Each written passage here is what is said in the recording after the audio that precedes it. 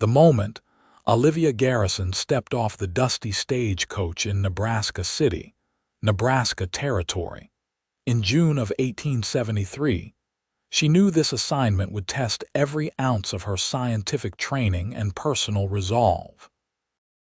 She carried with her leather cases filled with the latest surveying equipment from Boston, instruments most of these frontier townspeople had never seen, and a determination to prove herself in a field dominated entirely by men. The main street stretched before her, a rutted dirt road lined with wooden buildings that seemed to lean against each other for support. Horses stood tethered to hitching posts, their tails swishing lazily at flies in the summer heat. A piano played somewhere in the distance, competing with the rhythmic clang of a blacksmith's hammer. The air smelled of dust, manure, and something baking that made her stomach rumble despite her nervousness. "You the surveyor from back east?" A gruff voice came from behind her.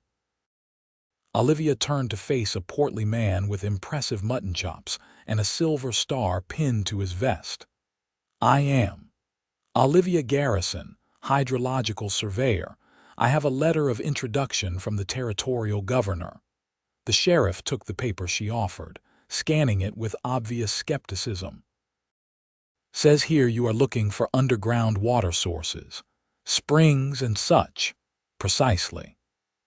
The railroad expansion requires reliable water sources for their operations, and the territorial government has hired me to map the underground aquifer system throughout this region."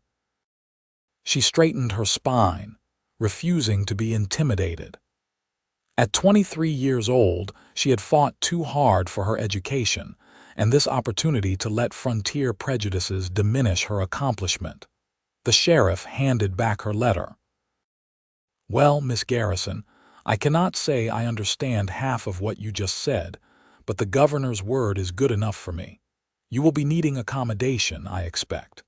Mrs. Henderson runs a respectable boarding house 2 blocks down. Tell her Sheriff Wilson sent you." "Thank you, Sheriff. I will also need to hire a guide, someone familiar with the surrounding territory, particularly the areas north and west of here. I understand there are extensive grasslands and some rougher terrain where spring activity is most likely." "A guide, you say?" The sheriff scratched his chin thoughtfully. "Most of the men around here are hired on with ranches or the railroad already, but there is one fellow who knows this country better than anyone. Name is Nathan Jacobs. His ranch is about 5 miles south of town. He runs cattle, but he also does some guiding work when the money is right. Fair warning, though, he is not the most sociable fellow you will ever meet." Olivia nodded, already making mental notes.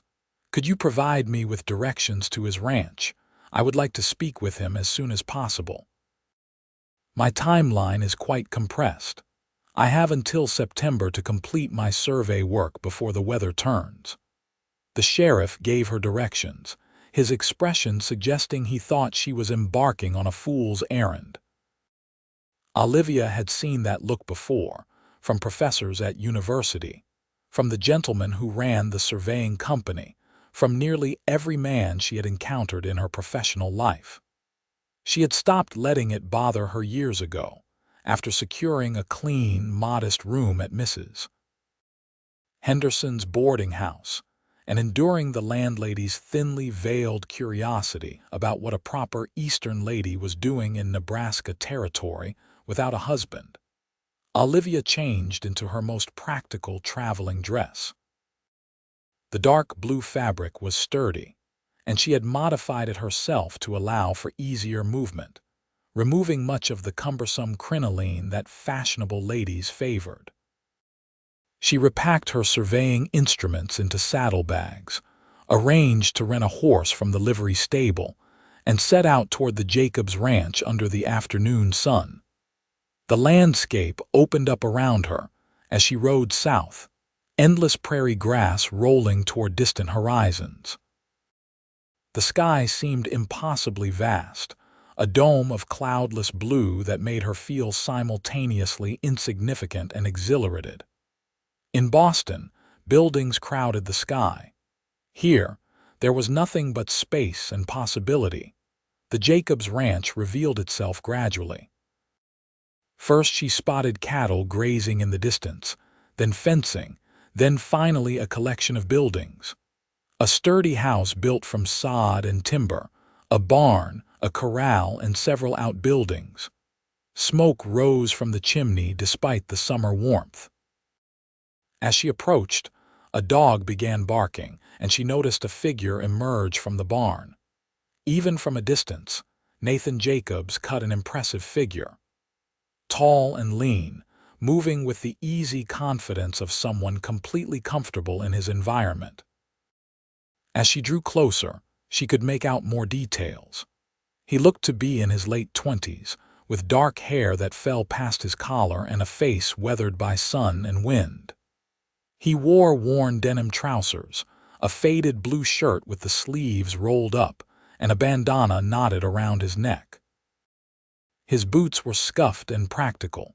He watched her approach without expression, one hand resting on the fence rail, completely still except for his eyes which tracked her progress with unnerving attention.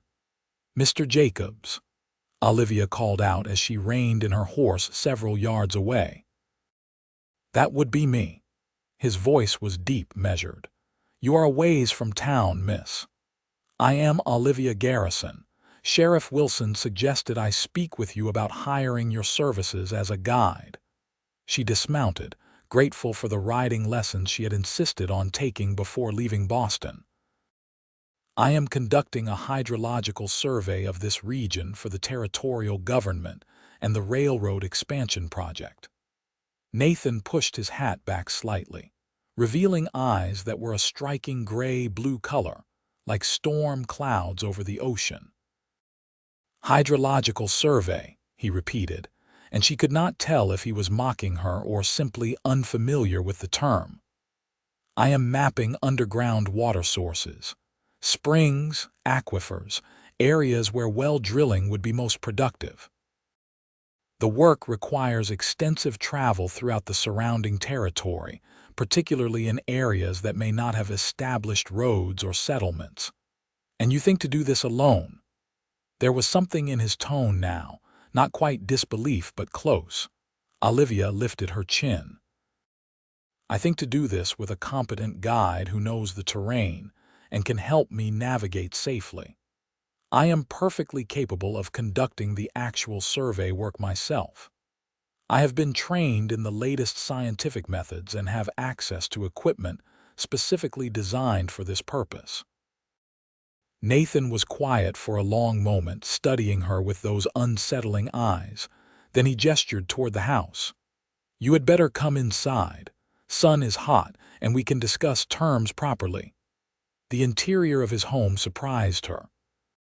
She had expected rough frontier accommodations, but while simple, the house was well kept and thoughtfully arranged. Books lined a shelf near the fireplace. Actual books, not just almanacs and Bibles. A table held a partially completed carving of a horse, the detail exquisite. The room smelled of coffee and wood smoke. "You read," she said before she could stop herself, gesturing to the books. "I do." He moved to the stove, pouring coffee into 2 tin cups without asking if she wanted any. "Surprises people sometimes. I apologize, that was rude of me, but honest." He handed her a cup and sat down at the table, indicating she should do the same. "So, Miss Garrison, you want to ride around Nebraska Territory looking for underground water, and you need someone to keep you from getting lost, thrown from your horse, bitten by rattlesnakes, or worse." "I need someone who knows the land," she corrected. "Someone who can read the terrain, anticipate weather, and help me access remote locations safely.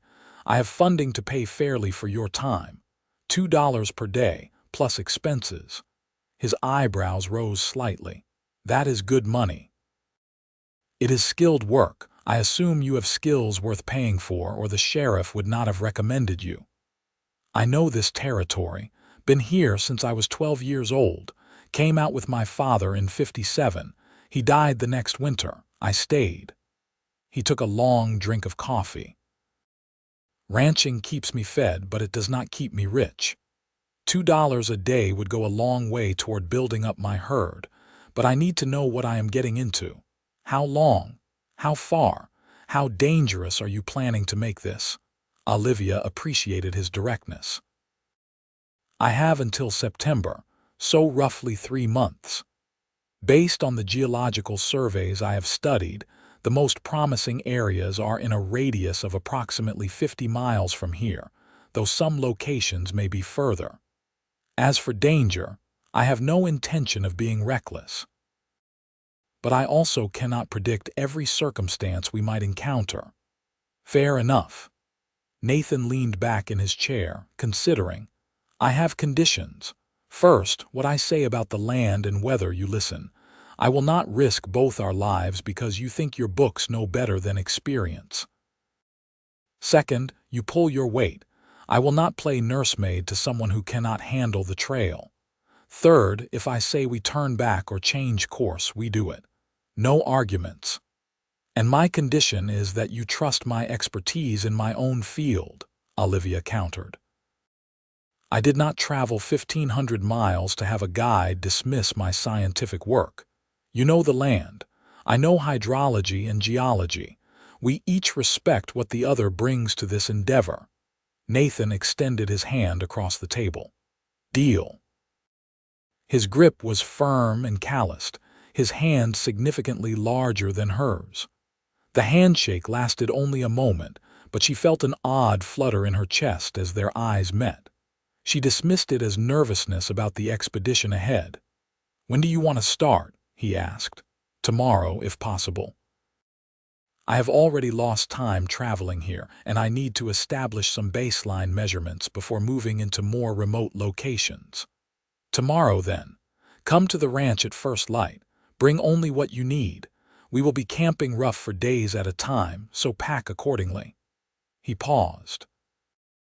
Do you know how to shoot? I have basic familiarity with firearms. Bring a weapon if you have one. If not, I will lend you one of mine. Mostly for snakes and the occasional coyote, but it is better to have and not need than need and not have. They discussed a few more practical details. Then Olivia rode back to Nebraska City as the sun began its descent toward the western horizon. Her mind spun with preparations and possibilities. This was real. Her work was beginning. Everything she had studied and prepared for would finally be put to practical use. That night, by lamplight in her boarding room, she organized her equipment and reviewed her notes. The survey tools were elegant in their precision. A brass theodolite for measuring angles, a surveyor's chain for distances, a specially designed water-witching apparatus that used magnetic resonance to detect underground water flow. That last one was her own innovation, based on principles she had developed during her university studies. Whether it would work in practical field conditions remained to be seen. She also packed clothing suitable for rough travel, her notebook and reference materials, basic camping supplies, and the small revolver her father had given her before she left Boston. He had not approved of this expedition, but he had at least wanted her to be as safe as possible. The frontier is no place for a lady, he had said, his voice heavy with worry. But I know better than to try stopping you when your mind is set. Sleep came fitfully, her mind too active with anticipation and planning. True to her word, Olivia arrived at the Jacobs Ranch just as the eastern sky began to pale with approaching dawn.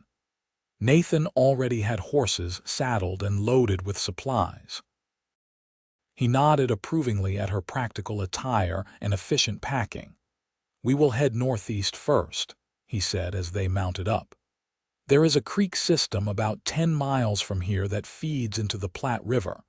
Good place to start your survey work and see how you handle the traveling. They rode in silence for the first hour, the morning air cool and sweet. Olivia watched the landscape carefully, noting geological features and making mental observations about terrain and vegetation patterns. Where certain plants grew often indicated water tables close to the surface. Where the land folded and rose suggested underlying rock formations that might channel groundwater. "You see something interesting?" Nathan asked, and she realized he had been watching her. "I am observing plant distribution patterns. See how the cottonwoods cluster along that depression. That suggests either surface water or a very shallow water table. But notice how they thin out as the land rises. The underlying geology is probably changing, perhaps more sandstone or clay that prevents root penetration to deeper water sources. You can tell all that just by looking. It is an educated interpretation based on botanical and geological principles. I would need to conduct actual measurements to confirm, but visual observation provides valuable preliminary data." She glanced at him. "I imagine you do something similar when you evaluate grazing land for your cattle." He considered this. "I suppose I do. Never thought of it as scientific, though, just knowing the land. Science is often just formalized observation. You have been conducting informal hydrology studies every time you decide where to graze your herd or where to dig a well." Something that might have been a smile flickered across his face, so brief she almost missed it. They continued riding, and Olivia found herself increasingly aware of Nathan's presence. He sat his horse with complete ease, his attention constantly scanning their surroundings. Every so often he would point out something. A hawk circling overhead, fresh coyote tracks, the way certain grasses bent, indicating prevailing wind patterns. When they reached the creek system around mid-morning, Olivia immediately set to work. She unpacked her theodolite, taking angular measurements of the terrain. She used the surveyor's chain to measure distances between key landmarks. She collected water samples and soil samples, labeling them carefully in glass vials. Nathan watched with undisguised curiosity. "What is that?" He pointed to the water-witching apparatus. "This is experimental," she admitted. "The theory is that moving water creates subtle magnetic disturbances that can be detected with sensitive enough instruments. I designed this based on some recent scientific papers from Germany. If it works, it could allow us to detect underground streams without having to drill exploratory wells." She assembled the device, a complex arrangement of copper coils and suspended magnetic needles encased in glass. Following her calculations, she slowly walked a grid pattern across the area, watching for deflections in the needle. Nathan followed at a respectful distance, saying nothing but clearly fascinated. After 20 minutes of careful measurement, Olivia found a pattern. The needle deflected consistently whenever she crossed a particular line running roughly north-south, parallel to but about 30 yards west of the visible creek. "There," she said triumphantly. "There should be an underground channel running along that line, probably 8 to 12 feet below the surface. It is feeding the surface creek, but also continues beyond where the visible water ends." "How certain are you?" 70%. "The only way to be completely certain would be to dig, but the needle deflection is consistent and significant, strong enough that I am confident including it in my survey report." Nathan walked the line himself. Though without instruments he could detect nothing unusual. "If you are right, that is impressive. There are ranches west of here that would pay good money to know where to drill wells." That is precisely the point of this survey.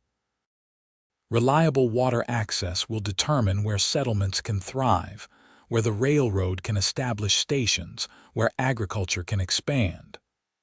Olivia carefully packed her equipment. "Water is life out here. More than gold, More than cattle, water will determine the future of this territory. They made camp that evening near the creek, and Olivia discovered that Nathan was an excellent camp cook. He produced a surprisingly good stew from dried beef, wild onions he gathered near the water, and flour dumplings. They ate in comfortable silence as the sun set, painting the sky in shades of orange and deep purple that seemed impossible in their intensity. "Why did you come out here?" Nathan asked suddenly. "A woman with your education could have a comfortable life back east. Teaching, maybe, or married to some professional man." Olivia poked at the fire with a stick, watching sparks spiral upward. "I love the work, truly love it. The challenge of understanding systems you cannot directly see, using mathematics and observation to reveal hidden truths. And yes, I could probably teach at a girls' school, instructing young ladies in basic mathematics and science deemed appropriate for their sex.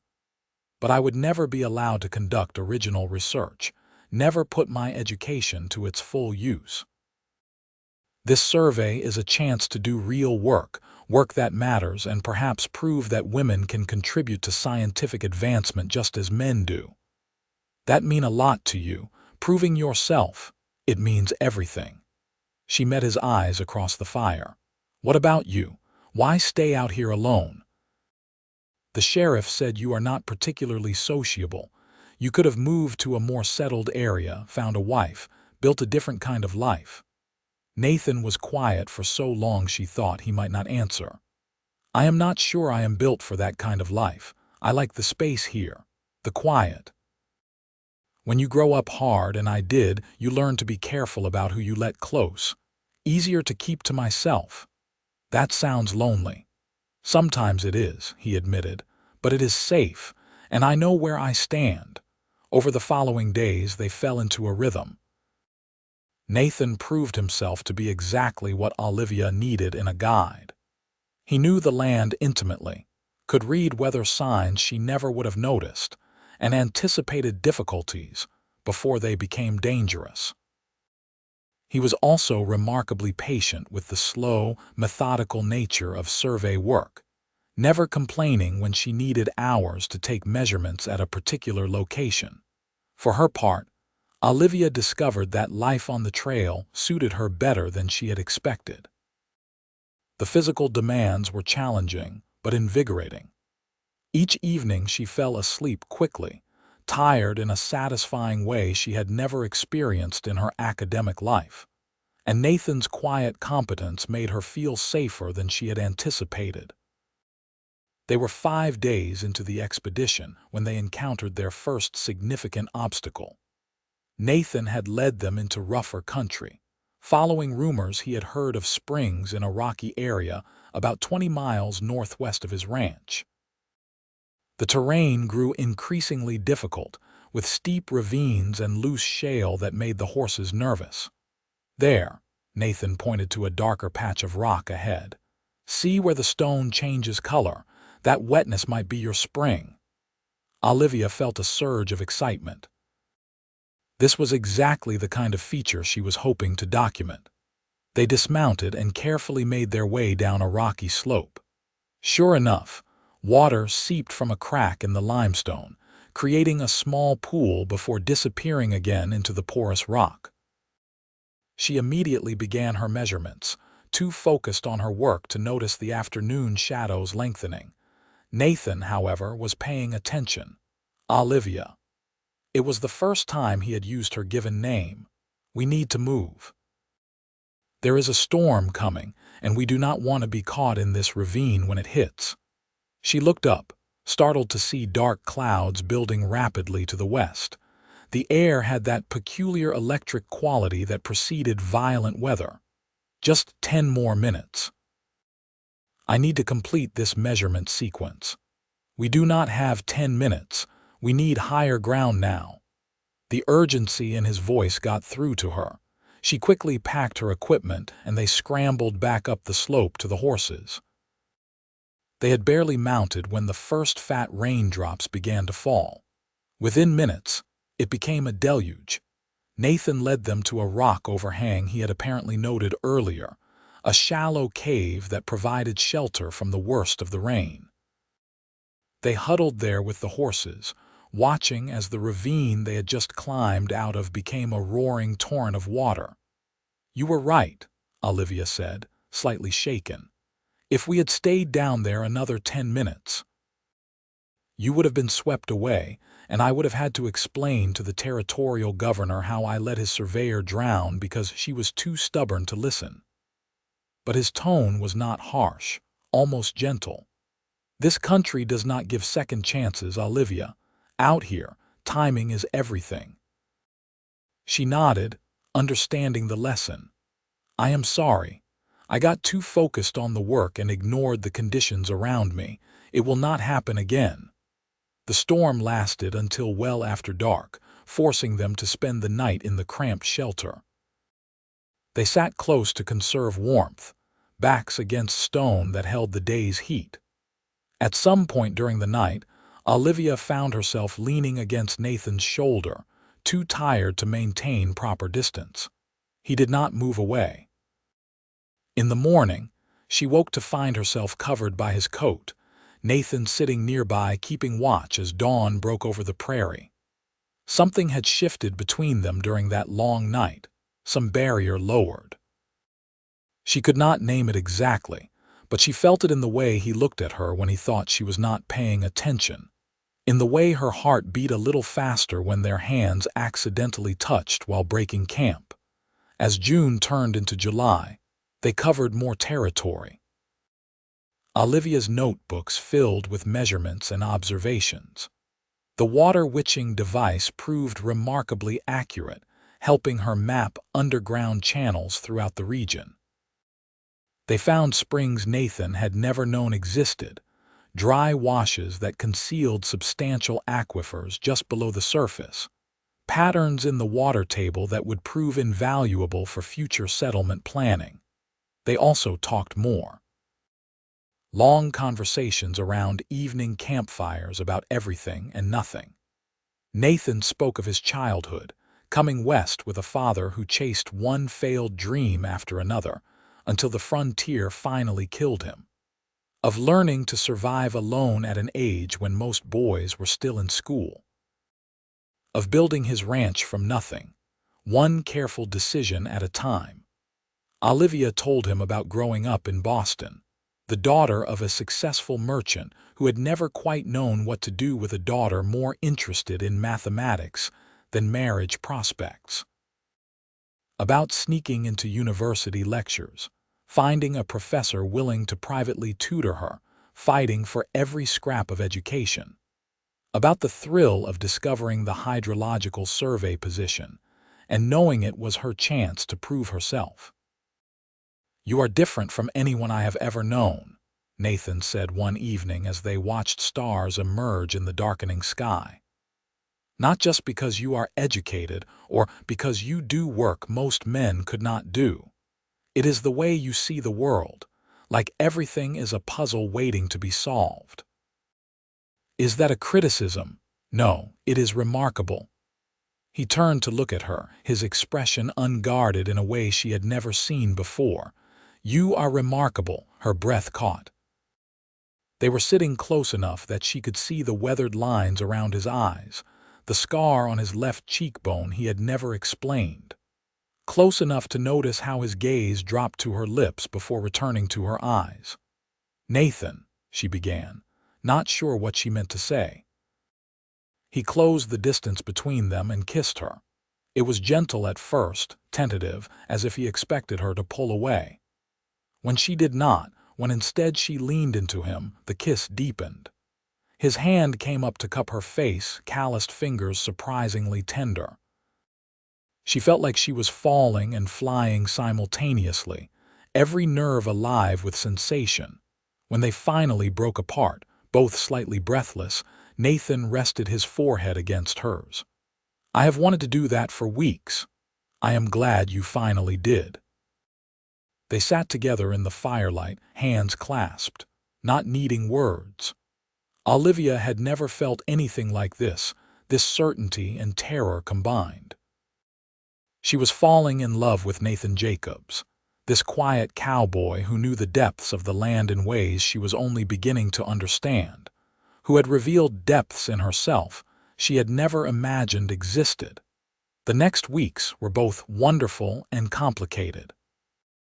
They continued the survey work, maintaining their professional arrangement during the day. But in the evenings, after camp was made and the horses tended, they would gravitate toward each other. Long talks that turned into kisses, kisses that made Olivia's pulse race and her thoughts scatter. Nathan was unfailingly respectful, never pushing beyond what she was comfortable with, but the attraction between them was undeniable. "What happens when the survey is finished?" Nathan asked one night in mid-July. They were lying on their backs looking at stars, Olivia's head resting on his shoulder. "I have to return to Boston to compile my findings and write the official report for the territorial government and the railroad company. That could take several months." She had been trying not to think about this, about leaving, and then, "I do not know. I suppose it depends on whether this survey is successful, whether I can secure future assignments." She turned to look at him. "What do you want to happen?" "I want you to stay." The words came out rough, almost painful. "I know that is selfish. You have work, important work, a whole life back east, but these past weeks with you, they have been the best of my life. And the thought of you leaving, of going back to just me and the ranch and the silence, it sits in my chest like a stone." Olivia's eyes stung with sudden tears. "I do not want to leave you either. But I also do not know how to reconcile what I feel for you with the work I have spent my whole life preparing to do. This survey, it is just the beginning. If I do this well, there could be other assignments. I could establish myself as a legitimate surveyor, open doors for other women in the sciences. I know, and I would never ask you to give that up. You fought too hard for it." He pulled her closer. "But maybe when you finish your report you could come back. Not permanently, not giving up your work, but between assignments. Make Nebraska Territory your base instead of Boston. You would want that, even if I was gone for months at a time. I would want whatever time with you I could get. I know I am just a rancher, nothing fancy or educated. But I love you, Olivia. I think I have loved you since you showed up at my ranch with all your scientific equipment and determination, ready to prove the whole world wrong about what a woman can do. You love me." Her voice came out as a whisper. "I do, completely. I love you too." Saying it out loud felt like stepping off a cliff, terrifying and exhilarating. "I have never felt this way about anyone. I did not think I was capable of it, honestly. I thought I was too focused on my work, too practical for romance. But you changed that. You changed everything." They kissed under the vast Nebraska sky, and Olivia felt pieces of her life clicking into place in ways she had never anticipated. She could have both. Not easily, and not without compromise and creativity, but she could have her work and have this man who understood her in ways no one else ever had. In August, they returned to Nebraska City, so Olivia could organize her findings and send preliminary reports to her sponsors. The town buzzed with curiosity about the lady surveyor and her cowboy guide who had been seen riding together, unchaperoned for months. Mrs. Henderson made pointed comments about propriety. The sheriff asked pointed questions about the survey's progress. Olivia ignored the gossip and focused on her work, spending long days compiling measurements and creating detailed maps of the underground water systems she had discovered. The results were even better than she had hoped. She had identified 17 previously unknown spring systems, mapped aquifer channels that would support well drilling for dozens of future homesteads, and successfully field-tested her water witching device enough to recommend its broader use. Nathan returned to his ranch to tend to business he had been neglecting, but he rode into town every few days, and they would take dinner together at the hotel restaurant under the watchful eyes of the entire town. Let them talk. Olivia had stopped caring what people thought of her years ago. "Will you marry me?" Nathan asked one evening in early September. They were sitting on the porch of the boarding house, the summer heat finally beginning to break. Olivia had known the question was coming, had been thinking about her answer for weeks. "Yes," she said simply. "But you need to understand what you are agreeing to. I will finish this report and return to Boston. I have contractual obligations, but I will come back by next spring, and when I do, I will marry you. And between assignments, this will be my home. But there will be times when I need to travel for work, sometimes for months. Can you truly accept that?" "I can accept anything as long as I know you are mine and I am yours. I do not need you in my house every day to know you are my wife. I just need to know you will always come back." "I will always come back," she promised, and kissed him to seal it. They married the next day in a simple ceremony at the church, with Sheriff Wilson and Mrs. Henderson as witnesses. Olivia wore a simple blue dress, Nathan his best shirt and a new coat he had purchased for the occasion. The preacher seemed uncertain about marrying a couple who freely admitted the bride would be leaving for several months immediately after the wedding. But the territorial marriage laws did not require the couple to live together constantly, and eventually he performed the ceremony.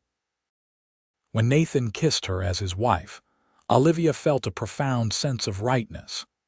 This was where she belonged with this man, in this place she had come to love as much as she loved him. They spent 1 week together at the ranch as husband and wife before Olivia had to leave for Boston. 7 days of learning each other in new ways, of planning their future together, of Nathan showing her every corner of the ranch that would now be her home too. "I will build onto the house," he said, standing with her on the small hill overlooking his property. "Add a room where you can keep your equipment and work on your research. Put in bigger windows so you have good light for your drawings and writing. And I will write to you every week," Olivia promised. "Tell you everything I am working on, everything I am thinking. It will be like you are with me even when we are apart." The morning she left was one of the hardest of her life. Nathan rode with her to the stage-coach stop, and they stood together until the very last moment. "Come back to me," he said, holding her close. "I will, I promise." Boston felt strange after months in Nebraska Territory. Too crowded, too loud, too confining. Olivia threw herself into her work, spending 12-hour days compiling her survey into a comprehensive report with detailed maps and recommendations. The railroad company and territorial government were thrilled with her findings. The detail and accuracy of her work exceeded all expectations. More importantly, her innovative use of the magnetic water detection device attracted attention from the scientific community. Several professors requested copies of her technical papers. Scientific journals asked to publish her methodologies. The door she had been trying to open for years had finally cracked. But through all the professional success, she thought of Nathan constantly. True to her word, she wrote him every week long letters about her work, her frustrations with city life, how much she missed the open sky and his quiet presence. His letters in return were shorter, his formal education showing in sometimes awkward phrasing, but they were filled with details about the ranch, about his plans for their future, about how much he loved and missed her. In November, she received a letter that made her laugh and cry simultaneously. Nathan wrote that he had started on the addition to the house, working on it every evening after finishing his ranch work. He described in detail the large windows he was installing, the shelving he was building for her books and equipment, The desk he was making from cottonwood harvested near the creek where they had first kissed. "I am not good with pretty words," he wrote, "but I am good with my hands, and I want to build you a space that honors your work the way you honor my life by choosing to share it. Every board I cut, every nail I drive, I am thinking of you and counting the days until you come home." By January, Olivia had completed her report and submitted it to all relevant parties. The response was universally positive. The territorial government immediately commissioned her for a follow-up survey of regions further west. The railroad offered her a contract for additional work along their planned expansion routes. Universities expressed interest in her methods and findings.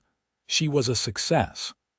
Everything she had worked for, everything she had dreamed of, was coming true. But none of it meant as much as the simple gold ring she wore on her left hand, the physical reminder of the man waiting for her in Nebraska Territory. She left Boston in February, as soon as weather permitted travel. The journey back west felt interminable, every mile an agony of anticipation. When the stagecoach finally pulled into Nebraska City in early March, Olivia barely remembered to collect her luggage before rushing outside. Nathan was there, just as he had promised in his last letter. He stood beside his wagon, looking exactly as she remembered except perhaps a bit thinner, and the moment their eyes met, she was running. He caught her up in his arms, lifting her clear off the ground, and kissed her with an intensity that suggested he had been storing up months of longing. "You came back," he said against her hair. "I told you I would. Always." The ranch had changed in her absence. The addition to the house was complete, even better than Nathan had described. The new room had large windows on 2 walls, flooding the space with natural light. Beautiful built-in shelving lined the 3rd wall, already waiting for her books and equipment. A large oak desk dominated the center of the room, its surface smooth and perfect. "Nathan, this is incredible," she breathed, running her hand over the desk. "You built all of this yourself. Wanted it to be right for you, wanted you to have a proper space for your work." He looked almost shy, uncertain if he had succeeded. Olivia turned and kissed him thoroughly. "It is perfect. You are perfect." They settled into married life with surprising ease. Olivia spent the spring organizing her equipment, writing technical papers, and corresponding with the various organizations interested in her work. Nathan ran the ranch, expanding his herd with the money he had earned guiding her survey work. In the evenings, they would sit together, Olivia at her desk working on calculations while Nathan worked on his carvings, the quiet companionship deeply satisfying to them both. In May, Olivia returned to survey work, this time exploring regions west of Nebraska City. Nathan guided her again, and they fell back into their rhythm of professional collaboration during the day and married intimacy at night. This survey took 3 months, and by the time they returned to the ranch in August, Olivia had confirmed her suspicions. "I am pregnant," she told Nathan one evening, her hand resting on her still flat stomach. "I confirmed it with the doctor in town today." Nathan's face went through several expressions in rapid succession: shock, wonder, fear, joy. "Are you happy about it?" he asked carefully. "I am terrified," she admitted, "and thrilled, and worried about how it will affect my work, but yes, I am happy. Are you?" "So happy I cannot find words for it." He knelt beside her chair, his hand covering hers on her belly. "You are giving me everything, Olivia. A home, a partnership, and now a child. I never thought I would have any of this." Their son was born in March of 1875, a healthy baby with his father's gray-blue eyes and his mother's determined expression. They named him Thomas, after Olivia's father, who had reluctantly come around to accepting his daughter's unconventional marriage and career, after seeing how happy she was. Motherhood complicated Olivia's work, but did not end it. She learned to balance nursing her son with writing her reports, conducting shorter survey expeditions while Thomas was still young. Nathan proved to be a devoted father, completely comfortable caring for their child when Olivia needed to focus on her work. When Thomas was 6 months old, Olivia accepted a commission to survey water resources for a new settlement being planned near the Niobrara River.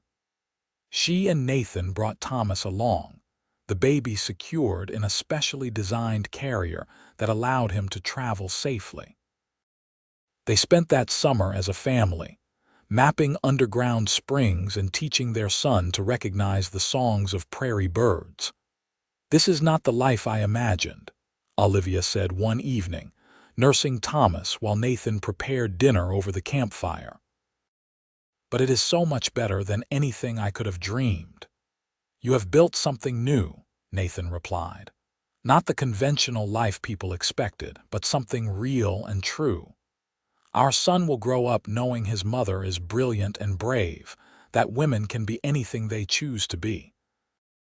And he will know his father loves his mother enough to support her dreams, even when they are difficult or unconventional."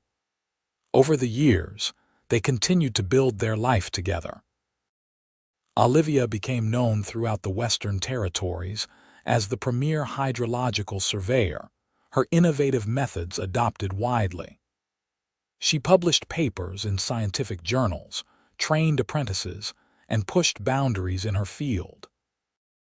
But she always returned to the ranch between assignments to Nathan and their growing family. Their daughter was born 2 years after Thomas, named Ellen after Nathan's mother. Another son followed 3 years later, named James. The house expanded again to accommodate their children, becoming a warm, chaotic home filled with books and scientific equipment alongside toys and Nathan's carvings. Nathan's ranch prospered, becoming one of the most successful operations in the region, partly due to his expert knowledge of where to find water for his cattle. People came from all over to ask his advice about well drilling and land management. He became known not just as a successful rancher, but as a man who had supported his remarkable wife's career while raising their children and building a legacy. The children grew up understanding that their mother's work was important and valuable. They learned to read maps before they learned to read books, understood geology and hydrology from hands-on experience. Thomas developed his mother's analytical mind and his father's love of the land. Ellen showed artistic talent, creating beautiful detailed drawings of geological formations that illustrated her mother's reports. James proved to have both his father's practical skills and his mother's scientific curiosity. On their 10th wedding anniversary, Nathan gave Olivia a leather-bound journal he had made himself, tooling intricate patterns into the cover. Inside the front cover, he had written, "For my remarkable wife, who came to map underground springs and revealed depths I never imagined. Every day with you is a gift. All my love, N." Olivia's eyes filled with tears as she ran her fingers over his careful handwriting. "You revealed depths in me I never imagined too, depths of feeling, of love, of possibility. I came here thinking water was the most important thing to map. But what I really discovered was how to map a life, how to chart a course between dreams that seemed incompatible and find a way to honor all of them."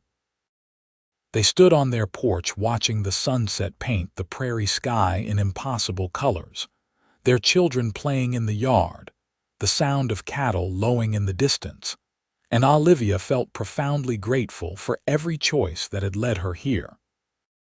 From that first day stepping off the stagecoach in Nebraska City, determined and terrified, to this moment of complete contentment, 20 years after that first survey, Olivia Garrison Jacobs was recognized by the American Association of Geologists for her contributions to hydrological science.